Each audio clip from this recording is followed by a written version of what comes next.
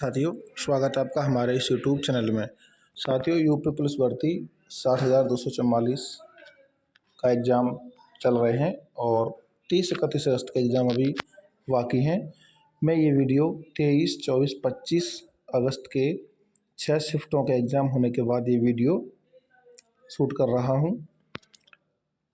आपको इस वीडियो में पता चलेगा कि पेपर ख़राब होना कोई बड़ी बात नहीं है, क्योंकि 60,000 वैकेंसी, 45 लाख आवेदन। तो भाई एक बात बताओ, 45 लाख आवेदन करने वाले क्या सभी नौकरी लग जाएंगे? इतना सच तो आप भी जानते हो कि जितने पद हैं उतने ही नौकरी लगेंगे, बाकी तो सबको फेल होना ही है। निराशा तो आपको पहले भी होनी थी जब आपने आवेदन किया था, क्योंकि वैकेंसी केवल 60,000 हैं और 45 लाख आवेदन हैं। आप के नंबर चाहे 150 हैं चाहे 185 हैं, ठीक है, आपको दुख तो हो ही रहा होगा। 150 वाले सोच रहे होंगे कि पेपर बहुत कठिन आया था भाई, हम 150 नंबर ही ला पाए, हम इसमें और भी अगर सरल पेपर होता तो अच्छे नंबर लाते।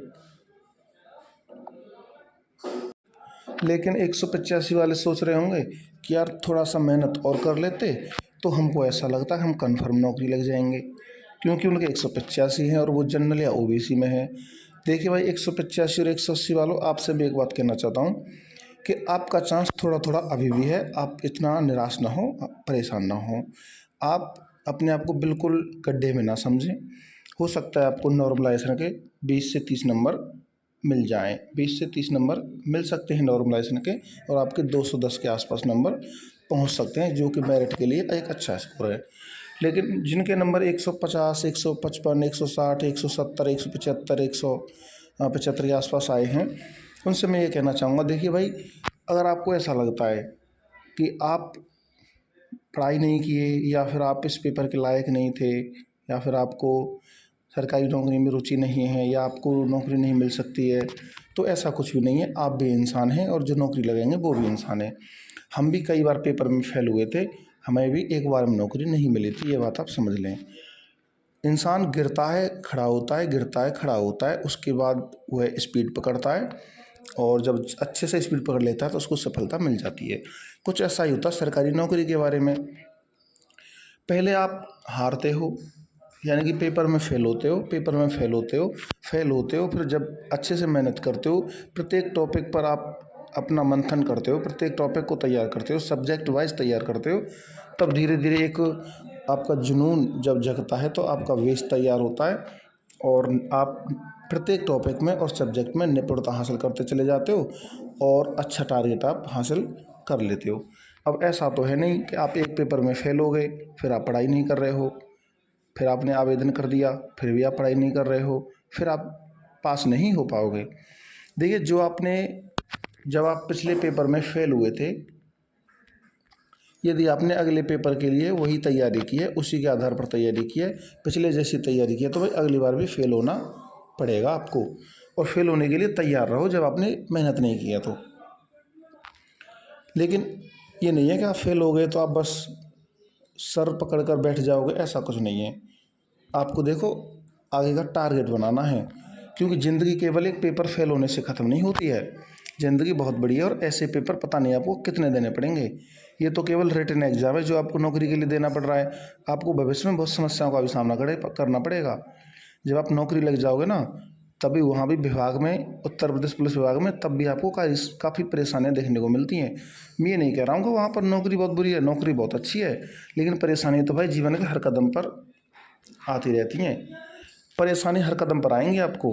पहले आपको ऐसा लगेगा कि आपके पास अब कुछ नहीं बचा है, सब खत्म होने वाला है, लेकिन कोई ना कोई व्यक्ति, कोई ना कोई तरीका, कोई ना कोई रास्ता आपको ऐसा मिलेगा जिससे आपको पता चलेगा कि यार जीवन यहाँ ख़त्म नहीं होता, जीवन तो भी बहुत लंबा है और आगे हमें बहुत कुछ करना है और हम बहुत कुछ कर सकते हैं। इंसान के पास इतना दम तो होना चाहिए कि जब वो बिल्कुल हार रहा हो तो भी उसको खड़े होने का दम बचा रहना चाहिए। इतना तो आपके पास पावर साइकोलॉजिकल और फिजिकली होना चाहिए। अगर आपके नंबर कम हैं, 150 के आसपास हैं, तो आप क्या कर सकते हो भाई, आप तैयारी करो, चैप्टर वाइज तैयारी करो। आप ये देखिए 150 नंबर क्यों आए हैं, कौन सा विषय आपका कमज़ोर है। देखिए मैं क्लियर बता रहा हूँ, जी के आपका बहुत कमज़ोर होगा, इतना समझ लीजिए आप। कौन सा विषय कम होगा आपका, जी के बहुत कम होगा भाई। जी के पढ़ते ही नहीं हो, ये समझते हो कि आपने भाई बस महारत हासिल कर ली। जब तक आपकी जी के कमज़ोर रहेगी तब तक आप पेपर पास नहीं कर पाओगे। आप पहले देख लो किस सब्जेक्ट में ज़्यादा कमज़ोर हो। दूसरी बात, मैंने ऐसे बहुत साथियों को देखा है जो कि कई पेपर फेल होने के बाद भी कोई एसडीएम बन गया, कोई तहसीलदार बन गया, कोई दरोगा बन गया, कोई सिपाही बन गया, कोई सहायक अध्यापक बन गया। तो ऐसा नहीं है जिसने पेपर फेल हो गया वो कभी नौकरी नहीं लगा, बिल्कुल गलत है ये बात। हारोगे कब, जिस दिन आप हार कर बैठ जाओगे। जिस दिन आप हार कर बैठ जाओगे ना, उस दिन आप सच में हार जाओगे। जब तक आप तैयारी कर रहे हो, जब तक आप आवेदन कर रहे हो, आप बिल्कुल नहीं हारे हो। बस एक असफलता मिली थी जो कि एक जीवन का छोटा सा हिस्सा भी नहीं है। 70-80 साल की ज़िंदगी में एक पेपर पास ना होना या एक पेपर में फेल हो जाना कोई बड़ी बात नहीं है। यदि आप सटीकता से, अच्छे से और स्टेप बाय स्टेप मेहनत करोगे तो पेपर को भाई चुटकियों में पास कर लोगे। कैसे पास कर लोगे, चुटकियों में पास कर लोगे पेपर को। आप उन साथियों से मिलें जिन्होंने पेपर पास किए हैं, उनसे भी मिलें जो कि कई बार पेपरों में फेल हुए हैं। हो सकता है आप ओवरेज हो रहे हो सकता है आपको बहुत ज़्यादा डिप्रेशन में जा रहे हों। डिप्रेशन में जाने की कोई आवश्यकता नहीं है। इतना सोचिए कि आपको आगे क्या करना है, किस पेपर की तैयारी करनी है। ये पेपर है, ऐसे पेपर देने के हज़ारों मौके आपके पास आएंगे। आप रेलवे की तैयारी करो, आप डीएलएड करो, बीटीसी करो, कोई भी आप डिप्लोमा करो, कंप्यूटर करो, कुछ भी आप कर सकते हैं। पेपर ख़राब होना इतनी बड़ी बात नहीं है भाई। 60,000 पद हैं, 60,000 लोगों को ही नौकरी मिलेगी, इतना समझ लीजिए।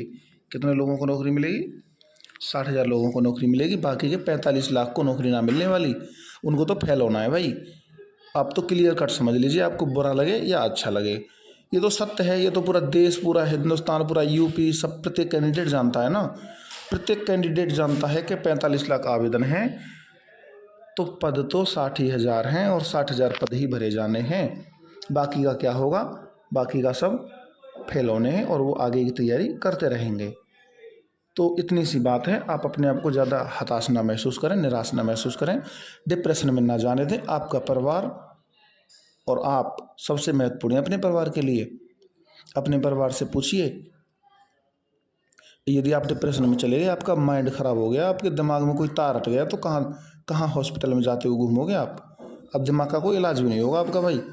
इसलिए पॉजिटिव रहो, एक अच्छे अच्छे गाने सुनो। मेरी एक सलाह मान लेना, बुरा न लगे। यदि आपको वीडियो अंत तक देखिए तो एक सलाह मान लो बस मेरी। अपने दोस्तों के साथ एक दिन मैं आपसे कह रहा हूँ, अपने दोस्तों के साथ एक दिन घूमने जाइए। एक दिन सुबह से शाम तक। मैं नहीं कह रहा हूँ कि आप कहीं यात्रा पर जाइए ना, कहीं मार्केट चले जाओ, कोई दिक्कत नहीं है। वहाँ पर जाकर बस आपको एक काम करना है, एक बढ़िया सा बैठने की जगह देखनी है, कोई दुकान, और वहाँ पर एक बढ़िया सी आपको कोल्ड ड्रिंक खरीदनी है। कोल्ड ड्रिंक खरीदिए, थम्स अप हो, स्प्राइट हो, जो आपको पसंद हो, और अपने दोस्तों के साथ नमकीन का पैकेट लो और इतने झूठ बोलो एक दिन, इतने झूठ बोलो, झूठ बोलने की प्रतियोगिता करो आप उस दिन। जिस दिन आप झूठ बोलने की प्रतियोगिता करोगे अपने दोस्तों से, आपका जो डिप्रेशन है वो दूर भाग जाएगा और नए नए आइडिया आपके दिमाग में आ जाएंगे। नए नए आइडिया आएंगे, ज़िंदगी में आपको क्या करना चाहिए, सारी बातें आपको उस दिन समझ में आ जाएंगी। वीडियो अच्छी लगी हो तो लाइक कर दें, दोस्तों को शेयर कर दें। भाई चैनल को सब्सक्राइब कर लो, चैनल को सब्सक्राइब कर लो। ज़्यादा दुख होने की आवश्यकता नहीं है, पॉजिटिव रहो। ज़िंदगी बहुत बेहतरीन है और आगे भी आपको बहुत ज़्यादा रास्ते मिलने वाले हैं। आपकी ज़िंदगी एकदम बेहतरीन हो जाएगी जिस दिन आप अपने दोस्तों से झूठ बोलने की प्रतियोगिता करोगे। आपको हंसी मजाक होगी, वहाँ पर आपका दिमाग फ्रेश हो जाएगा और आपके पास नए नए आइडिया निकलेंगे आगे आपको क्या करना है। अपने परिवार के साथ रहिए, अपने दोस्तों के साथ रहिए। जीवन बेहतरीन है, उसे बेहतरीन तरीके से काटिए। एक पेपर केवल ज़िंदगी तय नहीं करता है। एक पेपर फेल हो गए, आप ज़िंदगी तय नहीं करिए यार ज़िंदगी बहुत बेकार है, ज़िंदगी बहुत अच्छी है। ऐसे पेपर बहुत आएंगे। ठीक है, धन्यवाद। जय हिंद, जय भारत। चैनल को सब्सक्राइब कर लेना।